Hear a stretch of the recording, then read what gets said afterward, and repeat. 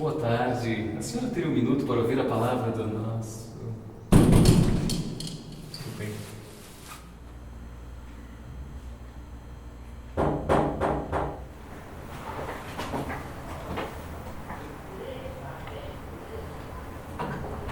Boa tarde, senhor. Tudo bem? Boa tarde. O senhor não teria um minuto para falarmos da palavra do nosso Salvador? Ah, cara, eu tô meio ocupado agora. Ele vai voltar. Não, eu sei que ele vai voltar, mas Você sabe que ele vai voltar?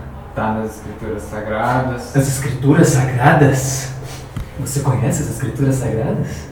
Acho que todo mundo conhece. Todo as mundo Escrituras Sagradas. conhece as Escrituras Sagradas. Louvado seja Yog Sothoth. Yog Sothoth? Não, Sim. peraí. Está tudo aqui no Necronomicon, o livro dos mortos.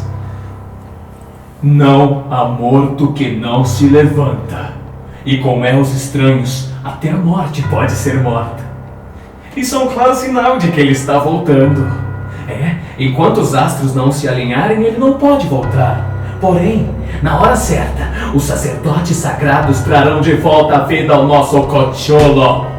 Sim, e ele vai reanimar seus súditos, trazendo novas maneiras de matar, de viver, de morrer. Sim, muito além do bem ou do mal. Que gritaria é essa aí, meu filho? Ô, vô, tem um maluco aqui na porta. Louco? Não. Só estou falando pra ele da história do Cthulhu, que ele vai voltar.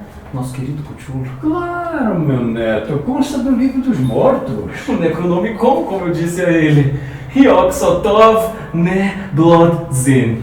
Louvado seja! Entre, guri, vem tomar um café. Com licença. Vem tomar um café, Obrigado. por favor, Com fica à licença. vontade.